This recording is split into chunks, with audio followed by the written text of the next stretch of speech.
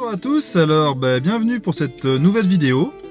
Donc comme Nat l'a deviné, la petite statuette que j'avais montrée sur le groupe, c'était donc la fée Mélusine que voici. Et donc là en fait je me mets en route pour Vouvant, donc Vouvant, la cité où se trouve la tour Mélusine. Et donc j'en ai pour 1h15 de route, alors on se dit à tout à l'heure. Allez toi, je te ramène à la maison. Tu fais bisous?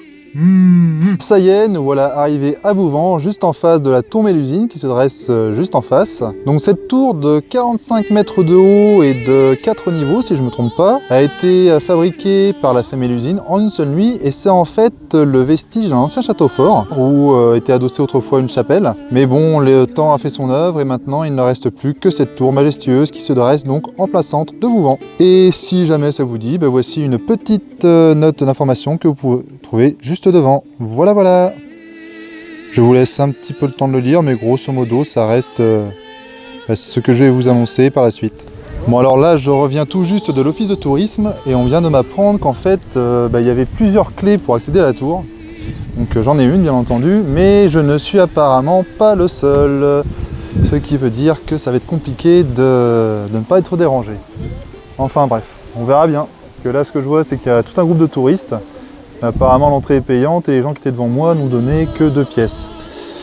Oui, c'est 1 € en fait pour les enfants en bas âge et 2 € pour les adultes. Du coup, bon, je pense que ça va freiner un peu les curieux. On verra bien. Alors ça y est, je suis rentré dans la tour et la première chose que je vois, c'est ça. Des escaliers en colimaçon qu'il faut gravir pour arriver au dernier étage. Donc ça veut dire 45 mètres à escalader comme ça. J'espère qu'il y a une fontaine à chaque niveau parce que apparemment, vu que je suis en train de tourner, je vais pas faire qu'un seul aller-retour. Allez, on monte et on souffle en silence. Alors voilà, on est arrivé là au premier étage de la tour. Sacré escalier en colimaçon. Je suis un peu essoufflé parce que là c'est la 4e escalade que je fais. Donc soyez pas étonnés si à la fin je finis rouge vif et dégoulinant de sueur, ça sera un peu normal. En tout cas, ce qu'on voit ici, dès qu'on arrive, c'est ceci. Un chevalier en armure, avec bien entendu les armoiries des Lusignan. On y trouve également ici le serment du chevalier, donc censé être les règles que se sont fixées tous les chevaliers. Après, est-ce que c'est bien respecté à chaque fois? Je n'en sais rien. Mais pourquoi est-ce qu'il y a ça? En fait, tout simplement parce que Mélusine, c'est un personnage qui est, maintenant en tout cas, issu des contes chevaleresques du Moyen-Âge. Avant qu'on en parle au Moyen-Âge, il y avait d'autres origin story. Comme par exemple des origines chez les Grecs, chez les Romains, chez les Gaulois, forcément. Mais on en trouve également trace chez les Scythes turcs. C'est pour vous dire un petit peu tout le melting pot qu'il y a avec les origin story. C'est d'ailleurs au XIIe siècle, avec Walter Map, qu'on retrouve une véritable origin story de Mélusine. Donc le roman de contes celtiques qui s'appelait Des Nugis Carialium. Et donc par la suite, d'autres auteurs ont pris la succession et sont basés sur cette origin story-là pour tracer le chemin de Mélusine. Et donc nous voilà arrivés au 2e étage de la tour où on se fait tout de suite accueillir par un beau tableau de la fée Mélusine, notre copine. Juste une question comme ça, qu'est-ce qui fait sa popularité? Alors, ce qu'il faut savoir, c'est que, bon, elle a bien entendu, donc de par son origin story, une histoire assez tragique, mais j'ai envie de dire une histoire tragique comme beaucoup d'autres. Mais ce qui fait sa popularité, c'est que c'est avant tout une fée bâtisseuse. Donc on lui prête la construction de nombreux bâtiments. Donc par exemple, que ce soit dans le Poitou ou en Lorraine, donc il y a eu le légendaire château de la colline de Felsberg. Donc pour la petite histoire, il faut savoir qu'elle l'a bâti en une nuit pour un prince, mais que ce prince n'a pas tenu la promesse qu'il lui avait faite. Alors quelle promesse, je ne sais pas. Et du coup, folle de rage, elle a détruit le château. Après ça, on lui prête également donc la construction de nombreux châteaux, comme celui de Châteaumur, de Mervan, le château de Vouvant, donc là où nous nous trouvons actuellement. Il y a également donc les villes entières, comme par exemple celle de Tiffauges, celle de Parthenay, et bien entendu de Talmont, je suis fier de le dire. Il faut savoir aussi que certaines de ses œuvres sont inachevées, donc tout simplement parce que Mélusine avait tendance à bâtir de nuit. Elle ne voulait pas être vue, du coup la coquine, elle faisait ça de nuit. Mais elle n'aimait pas être surprise, donc par conséquent, à chaque fois que le soleil se levait, ou si jamais quelqu'un venait l'interrompre, eh ben elle arrêtait aussitôt. On dit qu'il manque une fenêtre à Ménigoutte, il manque la dernière pierre de la flèche de Niort, et également celle de l'église de Parthenay. On prétend qu'il est impossible de les achever, car Mélusine du coup les a maudits, et à chaque fois qu'il a été question de terminer ses œuvres, donc de remettre la pierre ou de terminer la flèche, ou tout simplement terminer la fenêtre, eh ben à chaque fois la pierre tombait, la fenêtre se défenestrait, ou dès que le soleil se levait. Du coup c'est pour ça que ces monuments restent inachevés. Pour moi personnellement, je pense que c'est plus une bonne excuse des maçons pour ne pas terminer, parce qu'ils ont la flemme de terminer tout simplement. Après, je n'ai rien de personnel contre les maçons, à part peut-être quand ils sont un peu trop francs, si vous voyez ce que je veux dire. Alors ce qu'il faut savoir, c'est que la fée Mélusine est assez présente dans les légendes du Poitou. Donc on en trouve plusieurs sites. Après, bon, moi personnellement, j'en ai surtout retenu 2, comme par exemple les fameuses baignoires de Mélusine à Chizé. Mais il y a également le Roc Cervelle à BC9, c'est bien ça, où dit-on la fée Mélusine habiterait actuellement. On l'entend d'ailleurs, soi-disant, à chaque fois qu'un voyageur s'approche, elle veut l'effrayer et du coup se met à hurler. Il y a également une légende qui dit que de ce roc, en fait, tous les hivers, elle se met à uriner et il y a une source qui jaillit. Personnellement, je sais pas pour vous, mais l'eau de fée, techniquement, si on en boit, ça devient pas... Enfin, c'est pas ce qu'on appelle de l'urophilie, non ?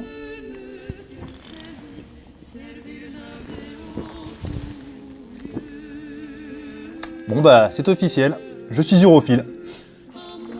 Non, je vous rassure, hein, c'est pas du tout un placement de produit. Comment ? Oh, merci.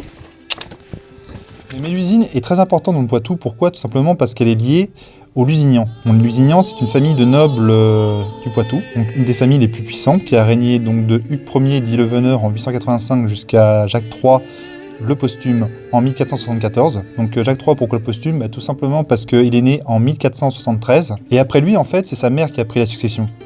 Et donc, loi salique oblige, quand c'est une femme, on oublie. C'est dégueulasse, mais c'est comme ça. Attention, je parle des Lusignans.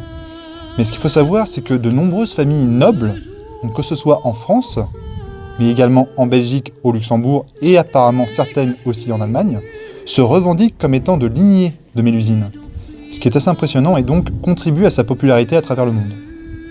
Allez, le retour des escaliers en colimaçon. Oh là là, je vous jure. Il y en a qui font du step, mais il y a juste à faire des visites et à tourner des vidéos pour bien se muscler les jambes. Je crois qu'après ça, j'aurais bien mérité une petite bière. Et, ah ben, regardez donc ça. Le château qui était censé être désert. Et là, on y voit une maman avec son petit. Oh, c'est mignon. Vous êtes des Lusignans, vous aussi ? Ouais, je vais éviter de vous déranger et je vais continuer ma visite. Allez. Et donc, maintenant, je crois qu'il serait peut-être temps que je vous parle de l'histoire de Mélusine un petit peu quand même. Son histoire prend place, tout d'abord, dans l'ancien royaume du comté d'Albanie qui se situe dans l'ancien royaume d'Écosse. Et elle commence donc par la rencontre de son père et de sa mère, à savoir le roi Élinas et la fée Persine. Donc tous deux tombèrent amoureux. Et Persine, avant de se marier, fit jurer à son mari de ne jamais chercher à la voir quand elle était en couche. Pour ceux qui ne comprennent pas, quand elle est en couche, quand elle laisse arrive. Mais donc les années passèrent et ils eurent ensemble 3 filles.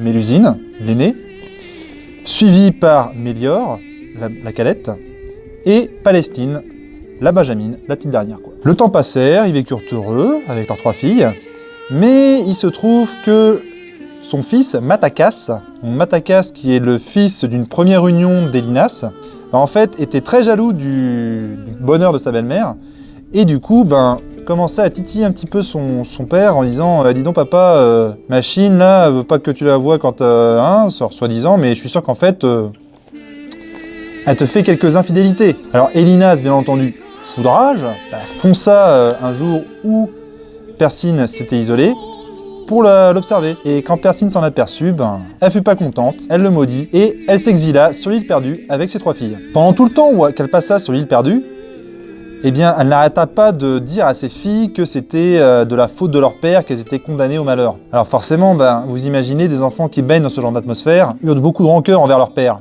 Et donc, Mélusine a mis au point un stratagème, avec ses sœurs, bien entendu, pour punir leur père. Donc, elles l'enfermèrent au cœur de la montagne de Northumberland pour l'éternité. Elles retournèrent à l'île perdue, en informèrent Persine, et Persine entra dans une colère noire. Et du coup, elle maudit ses filles. Tout d'abord, Mélusine, l'aînée, qui était selon elle l'instigatrice de cette hérésie, va-t-on dire, elle la condamna à avoir une vie de femme normale. Vous me direz, c'est peanuts ça comme malédiction. C'est peanuts, sauf que Elle était condamnée à avoir une vie de femme normale et même à avoir une progéniture prospère et promis un grand avenir, à la seule et unique condition que son mari ne cherchât jamais à la voir le samedi. Aucun rapport avec les juifs, je vous jure. Quoique, qui sait. Ensuite, Mélior fut condamné à être enfermé dans un château en Écosse pour l'éternité, à surveiller un épervier magique. Et enfin, la petite dernière, Palestine, fut enfermée avec un lutin au cœur du mont Canigou, condamné à surveiller son trésor pour l'éternité, jusqu'à ce qu'un proche chevalier la libère. Petite chose à savoir pour ces messieurs, je suis sûr que ça vous intéressait. Palestine apparemment est toujours enfermée au Canigou, et celui qui rafle la belle, rafle aussi le trésor. Excusez-moi. Bon, maintenant que beaucoup de ces messieurs sont partis en courant pour le mont Canigou, je les aurais bien suivis, mais malheureusement, la porte est fermée et je suis obligé d'attendre qu'on vienne m'ouvrir. C'est les aléas quand on tourne au sol, malheureusement. Et donc, je vais vous raconter la suite. Alors, suite à sa malédiction, Mélusine s'exila de l'île perdue et traversa la mer pour arriver en France. Là, elle erra de terre en terre, de territoire en territoire, elle construisit donc des villes, des monuments, comme tout à chacun l'a entendu plus tôt. Elle s'arrêta dans le Poitou lorsqu'elle rencontra Raymondin de Lusignan. Elle en tomba amoureuse, lui aussi, mais avant qu'ils se marièrent, donc, lui fit promettre de ne jamais chercher à la voir le samedi. Les années passèrent, ils eurent 10 fils, qui devint d'ailleurs par la suite de très puissants seigneurs. Et bis bis repetitas, y a quelqu'un qui est venu voir Raymondin et qui a dit dis donc, ta femme, elle veut pas que tu la vois le samedi, je sais pas, elle est quand même jeune, belle. À mon avis, elle te fait cocu.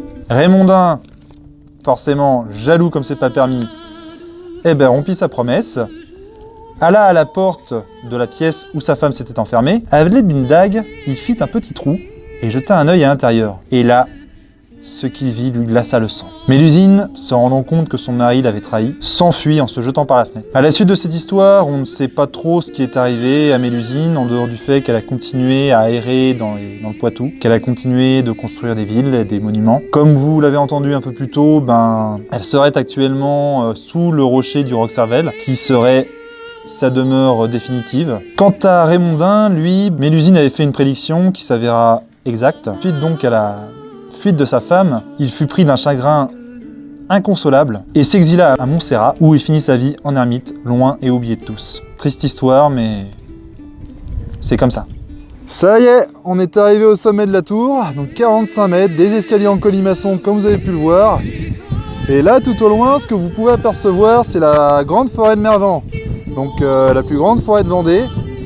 Et je pense qu'un de ces quatre, j'irai sûrement y faire un petit tour, parce qu'il y a apparemment pas mal de légendes là-bas. Je vais pas m'attarder dessus aujourd'hui, mais je pense qu'il y a de quoi faire encore pas mal de vidéos. Je vous laisse un petit peu admirer la vue. Franchement, je trouve ça magnifique. Après, c'est un peu dommage qu'il y ait le vent et surtout le cimetière en plein milieu. Mais en tout cas, je pense que je pourrais rester là pendant des heures à regarder tout autour de moi. Ça, il n'y a pas à dire, c'est beau. Et voilà qui conclut la visite de la tour Mélusine. Bon, c'est vrai qu'il n'y a pas grand chose à voir, mais quand on y est, je sais pas, c'est vrai qu'il y a une sorte d'aura qui traîne à l'intérieur et on se demande vraiment si la fée, elle n'est pas réelle. J'espère que ça vous a plu et puis moi je vous dis à une prochaine fois pour d'autres découvertes. Allez, à la prochaine!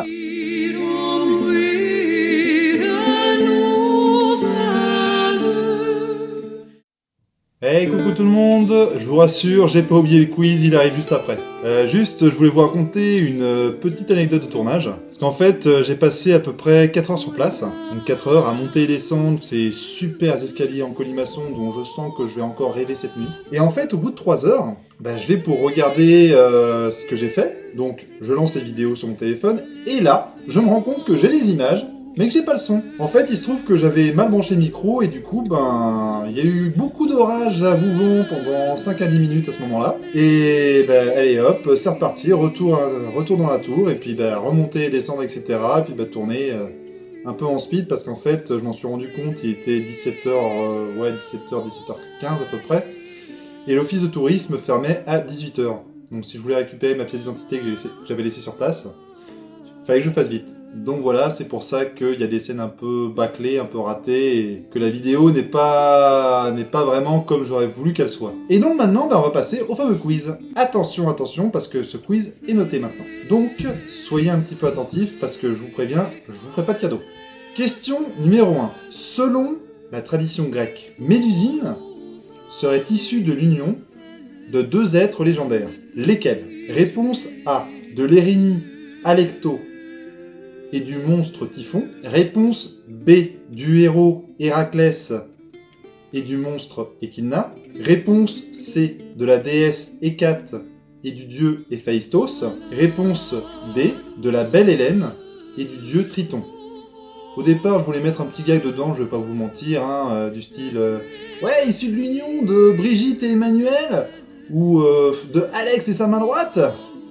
Encore une fois, voilà, c'est noté, donc j'arrête les conneries, du moins pendant le quiz. Tant pis ma belle, t'inquiète pas, on va s'attraper ce soir. Je t'aime. Question numéro 2. Selon les Grecs et les Romains, Mélusine appartiendrait à un groupe de fées bien précis. Lequel? Réponse A. Les Parques, donc aussi appelés les Moires chez les Grecs. Réponse B. Les Grées. Réponse C.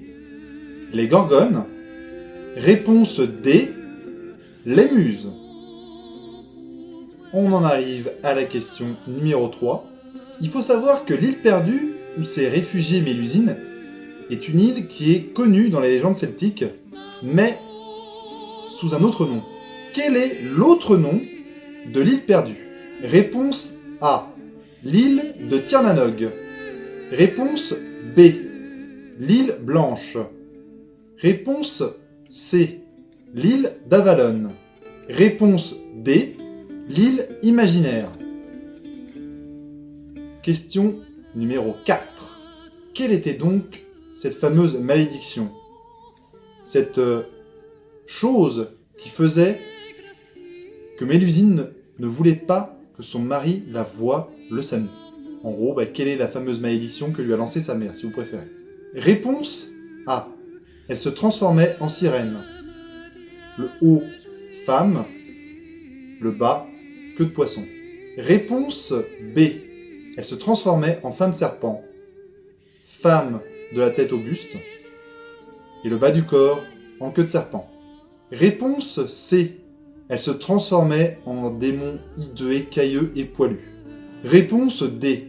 Afin de conserver sa jeunesse éternelle, elle devait muer, changer de peau pour les néophytes. Mais ce processus prenait toute une journée pendant laquelle elle prenait l'aspect d'une vieille femme hideuse et ridée à cause de la peau craquelée. Dernière question, question numéro 5. Quel est l'ouvrage le plus connu sur l'histoire de la fée Mélusine? Réponse A. Le recueil de contes de Walter Map. Donc je vais reprendre mes notes, excusez-moi. Des Nigus Carialium au XIIe siècle. Réponse B. Celle contée dans la saga de Nibelungen, donc parue entre 1203 et 1205. Réponse C. Celle de Coudrette dans son roman de Mélusine en 1401. Réponse D. Celle de Jean d'Arras dans son histoire La noble histoire des Lusignans en 1393. Voilà. Je vous laisse maintenant à vos réflexions, j'attends vos réponses. Donc moi je pense que j'en ferai une petite vidéo à mon avis mercredi pour vous donner les réponses et les résultats. Voire peut-être même vous annoncer quel sera le thème de la prochaine vidéo. Et faire comme j'ai fait la dernière fois, donc à vous donner un petit indice et à vous de trouver. Et en attendant, n'oubliez surtout pas la morale de cette vidéo, à savoir... Vive l'Europhilie! Au revoir!